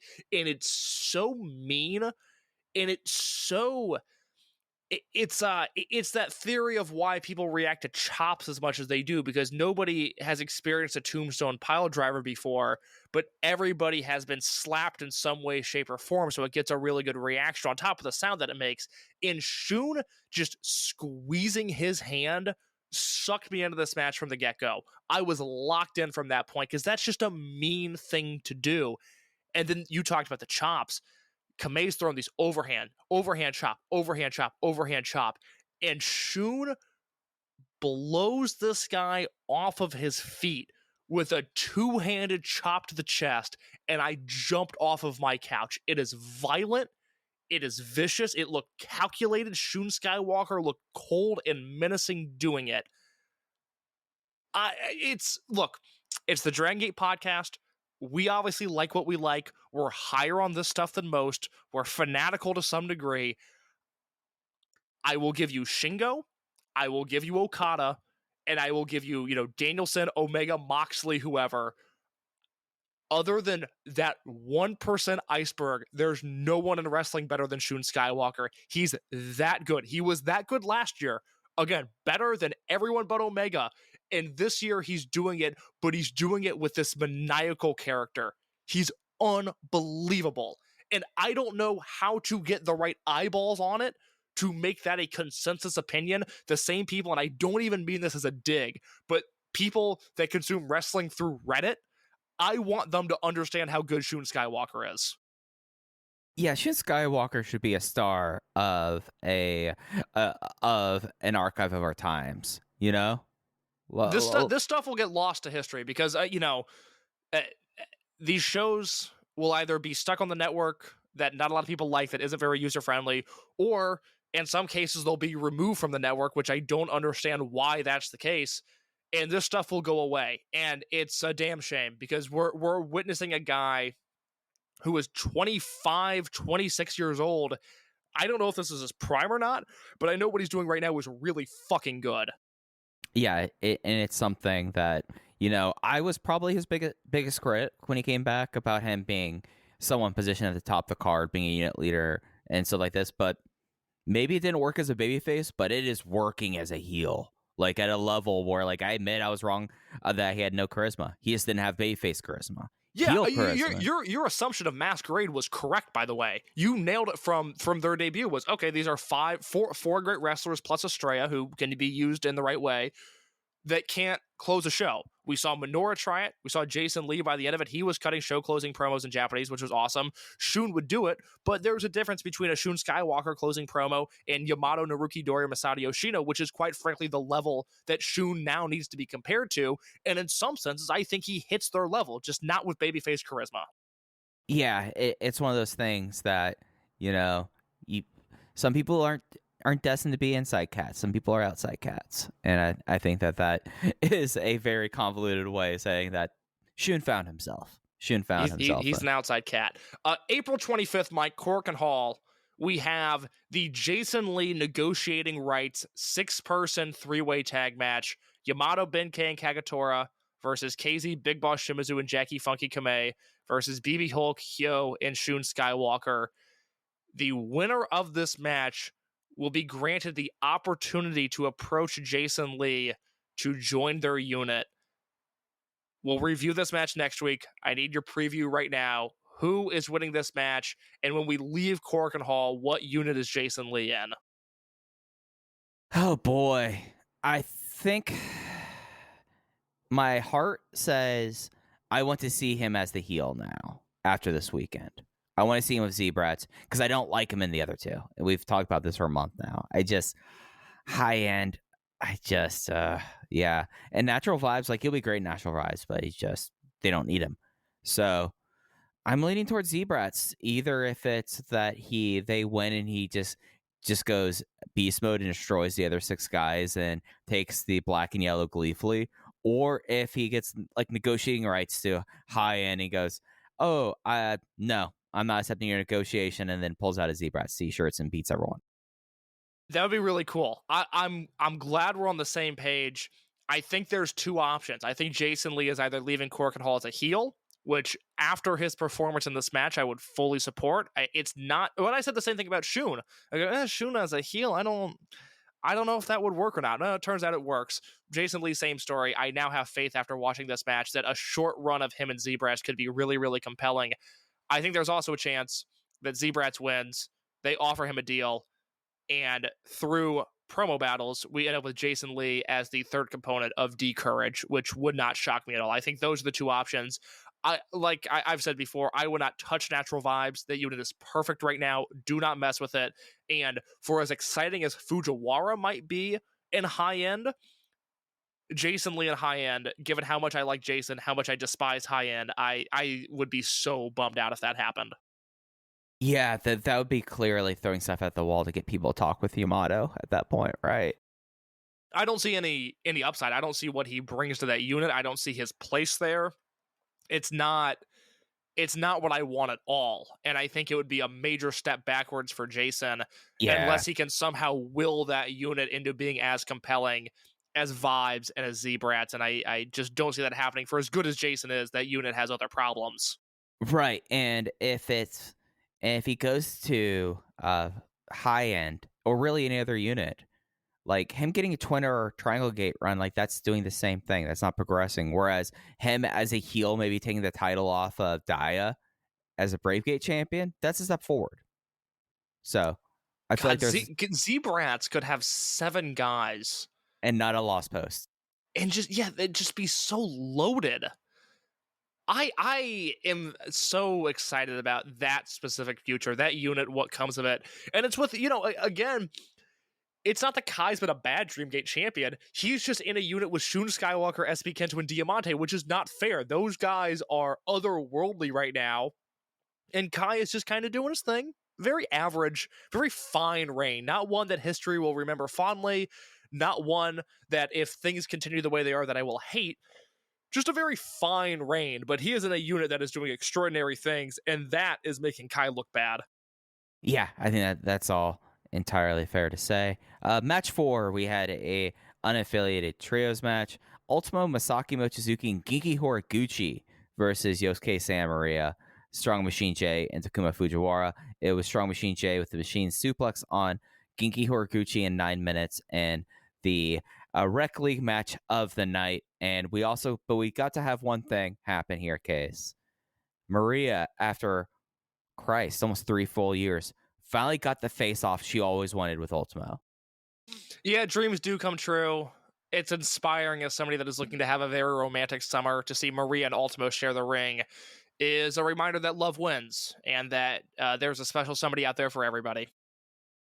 Yeah, it's really kind of heartwarming if you really think about it. You know what I liked about this was Strong Machine J pins Genki Horiguchi with the windmill suplex and then kind of gave Genki some attitude after the pin. And it was, I'm rooting for Strong Machine J. I don't know. Speaking of, first and second chapters, he's had a pretty rough chapter 2, 3, and 4. I don't know what's in Strong Machine J's future. He could be Rec League wrestler for the rest of his life. I'm rooting for him. I want him to succeed. He has a really amazing story. I liked the edge he showed against Genki. There's been some sneaky good, hey, buy some Strong Machine J stock while it's cheap performances this year. I don't know what his next step is. I can't figure him out in this current ecosystem, but Dragon Gate think piece writers, which is me and Mike and John Hernandez every once in a while, maybe a chance to buy some Strong Machine J stock right now. I've liked what I've seen recently. Yeah, do you ever do the stock game in school, like in math class? Yes. Yeah, I lost money every time. Yeah. But if we did like the Dragon Gate stock game, which actually would be a fun idea. Okay, write that down. That's we're doing that. That's a good idea. The thing is that like you'd always have like shares of like Takuma, Dragon Dia would be a really peaking stock right now. But Strong Machine J, like whatever money you had left out of your initial pool, you'd buy some Strong Machine J thinking, hey, it can't get much worse. And if it pays off, even if it goes up a little bit, it will be a big percentage boost, at least like from where I bought in at. And if it's somehow things really take off with them, then you're the smartest person in the room. Like, and if you listen to Open the Voice Gate, you might be the smartest person in the room. Yeah, there we go, buddy. Yeah, it was a rec league match. It was fine. Yeah, it's fine. Yeah. Yeah. So my main event, D Courage versus SBK and Diamante. Well, just to be clear, we had the conclusion of Motuzuki versus Stan Hansen Ichikawa in between these matches. It's crazy they went to intermission after Motuzuki versus Ichikawa, but that is the choice they made. I mean, they were in a mood in Fukuoka. I feel like we can say that much for sure. So it was D Courage, SBK, Diamante. D Courage won by DQ after SBK did a very clear low blow, and that was almost enough for Mr. Nakagawa to toss of the match. But until there was a belt shot and getting shoved down himself, that got the DQ. Really fun sprint up until that. I mean, Diamante with Daya and Yoshioka is very good. Yeah, I thought this rocked up until the finish, and if there was one minor tweak that I would have about current Dragon Gate, I would like to, and it's always been a part of the promotion. It's always going to be. I wish matches like this would have clean finishes. I think Yoshioka could have taken the fall here. I think Daya could have lost to SB Kento. I think SB Kento could have lost via roll-up. Diamante is the one that I wouldn't touch, which is crazy to say, but I would not pin him right now if you can at all help it. I was bummed that this had a non-finish because up until that point, it was a really good match, and it sets the table for what I think could be the most important month of Dragon Daya's career. There's a lot in his immediate future that I think we're going to be able to learn from. Obviously, there's the Open the Brave Gate match at Dead or Alive, which I expect him to lose. I expect him and SB Kento to have a great match, and I expect SB Kento to win the Brave Gate belt in his hometown a year after getting his head shaved in his hometown. And by 2023 or 2024, I expect him to win the damn Dream Gate belt in his hometown. I think that they are going to deliberately tell basically the reverse Dragon Kid story with SB Kento in Nagoya, where Dragon Kid loses every big match there. I think SB Kento is going to get big match after big match, and he's going to win more often than not at Dead or Alive. I think we are going to exist in a reality where Dead or Alive is more often than not the SB Kento show. But with Dragon Daya, you have that Brave Gate match, and then let's go under the assumption, would it be fair to say that we expect Dragon Daya to be in King of Gate this year? Yes, I think that's a very fair assumption. And Daya's in a spot now where we, for a number of reasons, you and I are very high on him. I have been high on him since his debut. It took you a year to come around because Daya got hurt. He got sick. He wasn't progressing super fast. I always had a little bit of stock there. Once he got his big push at the end of 2019, you came aboard and said, I understand why you like this guy. Here he is. Let's see what he can do. We talked to Jay in April of 2020 on this show, and he told the story, which I thought was great, was, Lenny Leonard and Larry Dallas were at dinner with Genki Horiguchi. They were showing him El Hijo del Vikingo videos on Twitter, and Genki was like, what's the big deal? Dragon Daya can do all of that and more. And I know, at least from my perspective, that sent shivers down my spine of, we knew Dragon Daya was this great high flyer. We knew this guy was good, but is he that good? Is he on that level? And I think the hardest of the hardcore Dragon Gate fans have lived in that reality of living almost vicariously through Dragon Daya's potential. And he's now going to be put in a position where between the SB Kento match, which is going to be a featured big deal, big time singles match, and assuming that he's in King of Gate, maybe in the same block as SB Kento, maybe in the same block as Diamante, maybe in the same block as a Yamato or a KZ or a Minoura or an Eita, guys where they're going to be big main event singles matches against. This is the time for Dragon Daya. He's always been on the cusp of something, but if he is going to execute like a star, May of 2022 is the time that he needs to show that he can do that. And if we leave King of Gate talking about KZ and Susumu and Minoura and Ishida and maybe Yoshioka, who we know can deliver in singles matches, and Dragon Dia is not one of the initial names that we think of when we think of King of Gate 2022, I think that's going to be very damning for him. I think that would be a very big disappointment if we come out of June 2nd, the King of Gate finals, June 3rd, the Torimon reunion show. We're going to have a lot to talk about. I think it's going to be very troubling for Dragon Dia if he's not on our list of topics come the end of King of Gate.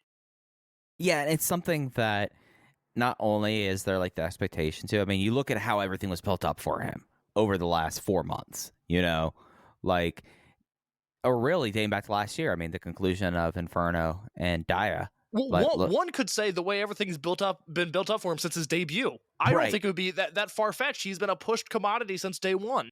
Right, yeah. So, I mean, it's something that if there's a babyface focus on the shows right now, like a pure babyface focus, it is towards him and D-Courage, right? Yes. So one would expect that he'd be put in high-profile situations. Then it would be, as you're saying, like if we're talking about people who've had the big performances in King of Gate before, and when we're talking about that in June, then we're talking about the fact that Dia didn't knock it out of the park when it was set up to. So I think you're absolutely right about that.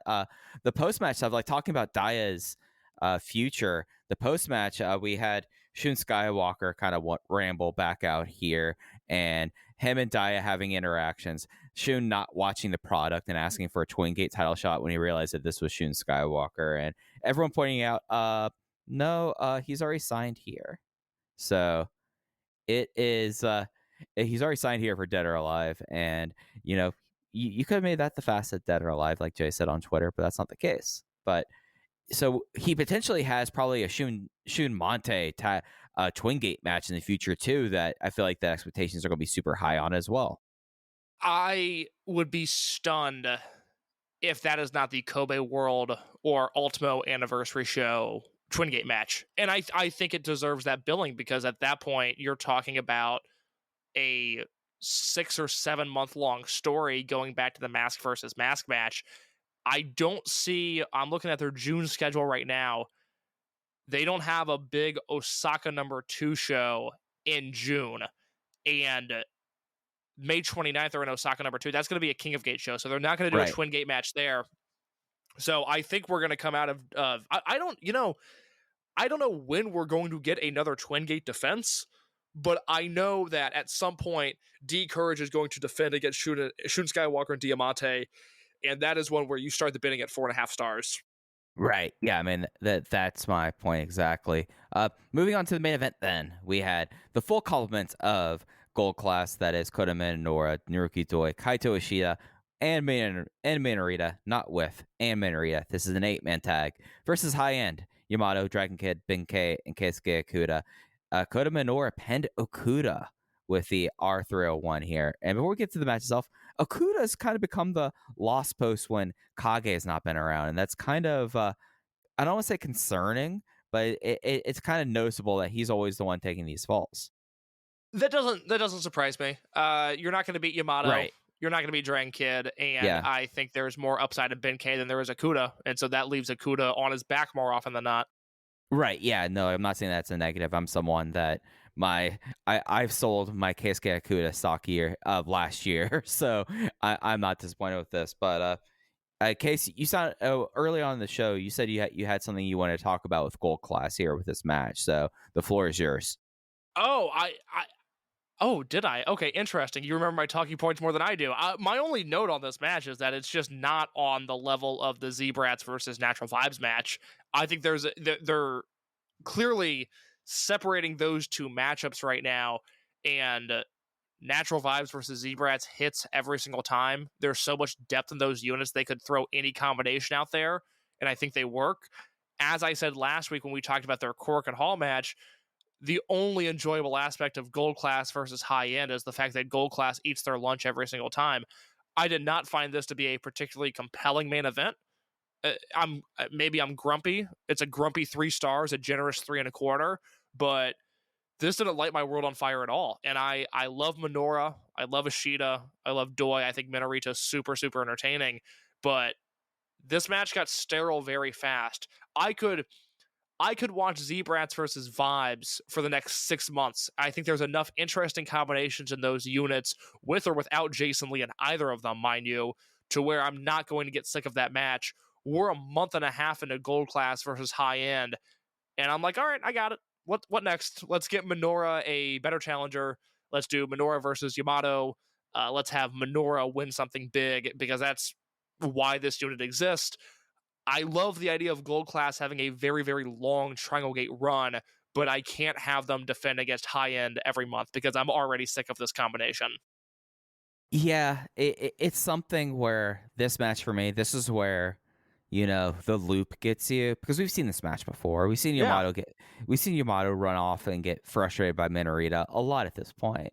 So big thing, I mean, the crowd loved it. So I mean, like, there's a point to why you do this. The same reason why Team Boku had such a long run, because you want to make sure that you can get all the juice out of that orange here. But in these combinations, it was just fine. Like it was just fine. I thought you had a bigger point to make with that when I did that. Not that I'm aware of. I don't think I missed anything in my notes. I think this was just a very fine match that wasn't as good as the main event of the first show. Right. Yeah. No, I'm totally with you there. I mean, let me run down my notes I have here. I have only 4 of them for this. Fun, Ishida and Ben opening, with Ishida taking most of it. I thought Ishida, like, kind of winning out on Ben was kind of interesting. Yamato got a wrench. He then ran away Minorita again. This was fine.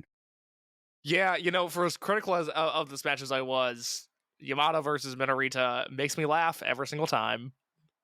He had a wrench. Let the record show, Your Honor, he had a wrench. Yeah, so this was all fine. The post-match go-home, we had, like, the very rare during the curtain call music angle here. So Gold Class does the go-home promo. No sign of Minorita. They go to they play Dragon Storm, and they play it used to be, after Dragon Storm closing out a show, it used to be a Hayabusa song. I think they changed it, or it's later on they put one in there. But they're playing the go-home songs, and suddenly the camera doesn't cut out because a Metal Warrior comes back with Minorita and menaces him into the ring. The rest of Gold Class, of course, run out there to get Minorita. And Naruki Doi is insistent that this guy take off the mask, and he takes off the mask to only have another Metal Warrior mask on underneath it. Only one Metal Warrior at this time. What do we make of this? I truly, and I talked about this last week, I have no feel for where this is going. The obvious thought is that they're future kids. Just looking at the rest of the roster, they could be Z-Brats, guys. That is a reality that we have to prepare ourselves for, is that it's, Hulk, Hyo, and I guess Diamante, and they're just under the mask for whatever reason. I don't know what to make of this. The Metal Warrior stuff is really interesting to me because I have absolutely no feel for it. Jason Lee, I feel like there's a few options. We know what's going to happen. We just don't know the exact way. You could tell me anybody but Shima, T-Hawk, and Linneman are under the Metal Warrior mask, and I would believe you. So the Warrior, at least here, which does not mean a thing, just getting that out there, they have put kids under a mask before debuts that were not supposed to be the people when they reveal who it is. Like, that has been a tried and true in Dragon Gate, that it's until the person's unmasked, you don't make that assumption, other than Dai Inferno always being Yuki Yoshioka. Like, that one was just apparent immediately. But the person that was currently underneath the mask was not much taller than Minorita, like maybe 2 or 3 inches. So that would narrow it down some. But then again, who knows? I have no feel outside of that. So that's why I'm reading into something that ultimately that will not play into the final proceeding. They had future kids on the road this weekend. I don't think they did an exhibition match in Fukuoka, but I know they did an exhibition match in Kagoshima. So that, to me, it's a future kid. It would make sense. Yeah. None of the future kid stuff has made network yet, right? No, it is not, and I'm very anxiously awaiting the day where we can see the second round of Future Kids. But no, to my knowledge, none of that footage is available so far. Man, what a bummer. I want to see what these kids are up to. It's one of my favorite things. They've been doing exhibitions for a few months now because we clocked their debuts. I have maybe not as long. I have photos of them on my computer. There's 4 kids from February 13th of this year, and I believe that was their debut in front of an audience. I don't know these kids' names. I don't know anything about them, but there were 4 kids that debuted on February 13th, and I'm assuming those are the same kids that were in Kagoshima. I saw a picture of them the day of the show. I cannot find that picture right now, but yeah, there's more in the pipeline, and Jay talked about that with Alan, just to reference that podcast one more time, about how many kids there are in the dojo right now. They're having to build extra bunk beds, and not all those kids will make it. A fraction of those kids will make it, but I think he said there's 20-something kids that just came into the dojo. Yeah, I think Jay mentioned the names on the show, at least very quickly. Yes, those kids have been named, but I do not remember who they are. Right, yeah. So, I mean, we'll see. I mean, I'm just fiending for some future matches, man. Like that's what it boils down to for me. I want some 5-minute exhibitions to talk about. Hey, say what you will about Mike Spears. He is fiending for some future matches right now. It's my favorite thing, man. I get it. I get excited when Super Shisa makes tape. We all have our things. Yeah, we all have our things there. But that was it for the Hakata shows from this month. I don't think they'll be back in there until after King of Gate, I think. Or it might be around the end of King of Gate. That's not it for Dragon Gate this week, especially on the Dragon Gate network. By the time you have listened to this, most likely, the monthly trip to the local hallowed ground, Kobe Sanbo Hall, is on the 19th, a 6:30 local time start. And then next Monday, it's a Monday Korakuen case. Hold on. That Kobe show is on April the 21st. That is on Thursday this week. Oh, so then the Twitter account is wrong. So yeah, I'm looking at the Gaiora site. Well, thank you for that. So yeah, so we'll have 2 shows before the end of the month. One on the 21st, Kobe Sanbo Hall. We don't have anything announced for it, so yeah. And then the Monday Korakuen show, it will have English commentary, and the only thing we know for that is the match we talked about earlier, the Rights to Negotiate with Jason Lee trios match. But one would think, I mean, we don't have a Triangle Gate match set up. You'd think that the Metal Warriors thing will kind of play off by then. Well, they're doing Minorita versus Metal Warrior in a singles match as well, and I would assume that plays into the Triangle Gate match. Yeah, that's it. That's right. I forgot about that. Okay, so yeah, so we'll probably at least have the title situation situated to one extent or another after Monday's Korakuen show. Do you think they build a cage match on 10 days' notice, or are we not getting a cage match for Dead or Alive this year? I don't think we're getting the cage match. I think, yeah. It seems like this would be there's so much interesting stuff with these units. I know these units just got built, but this seems like the year to do it and just shave some heads. No, you don't have to kick anybody out of the unit, but it's time we shave some heads in Nagoya. You've been there before. You get it. We've all experienced that. It's crazy that this is the year they're not doing a cage match. Yeah, you go to Nagoya to go get your head shaved. I mean, it's pretty simple. It's what they're known for. I was talking to a girl on Hinge last night. She's like, if you could run away anywhere, where would you run away to? I was like, Osaka. I hear the people are real. It's just like, I'm trying not to say like Edion Arena 2 to this normal woman. I was like, I hear the people are really nice there. And they really like baseball in Japan. And I have this dream scenario where I'm an English teacher in Japan, even though I don't speak Japanese. She's like, oh wow, that's so interesting. So and then I guess I have to. Just so you know, the other thing about that scenario is that I would get my head shaved in Nagoya. Because that's what you do. You go to Nagoya and get your head shaved. It's a lot of lore about Nagoya. You should come over sometime. I'll teach you about it. Something tells me that conversation petered out pretty soon afterwards. You know what? Fuck you, Mike. I've been talking to her throughout the show. Okay. Okay. Never mind then. Congratulations, then, buddy. Fuck you. Congratulations. You did a disaffected voice, which I think that me, along with the listeners, can make a fair assumption there. No, we're talking about the Titanic, which is one of my favorite topics. I love the Titanic. I was so fascinated by it. I was a Titanic kid growing up. Oh my god, that's it. She had, she has an all-time Hinge prompt that, assuming that conversation, when it fizzles out, I'm going to give it 2 weeks, and then I'm going to take her hinge prompt, which is tell me about the weird time period you were fascinated by in middle school. I was like, oh, that's fantastic. That's a conversation starter right there. Because right now mine is, if you're going to be executed by the state, how would you prefer to be killed? Which is dark. Bullet. But I love Bullet. hers. Yeah. Bullet. Look, I am as anti-death penalty as it Right. gets. But Yeah. if they put me on death row, I want 6 men with guns around me, 1 bullet, and you better make it count, my friends. No. I'm a death row abolitionist, but if you're forcing me that question, firing squad every time. Absolutely. And this is the Open the Voice Gate podcast. This is it right here. We talk about Shun Skywalker. We talk about HelloFresh. We talk about the firing squad. This is good stuff. Yeah, I mean that's what we're here for. That's what we're here for. I might have to. That's a good icebreaker. Like I'm still thinking about. Yeah, that's a thing. no, it's like everything with me. It takes the right kind of woman to participate, but they're into it when they are. Hey, there we go.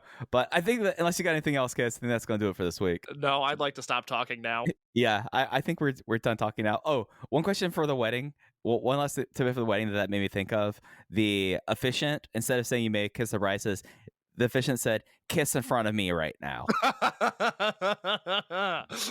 And said it like a 5-year-old, which was fantastic. I like that. Yeah. So if you like the show, again, you follow the show on Twitter at Open VoiceGate. Case is that _ in your case. I'm at Fujiheya. If you want to donate to the show, click the link in the show notes. It'll take you to our redcircle.com landing site. But that's going to do it. We'll be back next week. We'll have 2 shows to talk about next week, Case. 2 big ones. I would imagine we'll devote most of that time to Korakuen Hall, but we will see. Hey, who knows what might happen in the friendly confines. But we'll be back next week talking Korakuen Hall and maybe some Kobe Sambo Hall on Open the Voice Gate. Take care, everyone.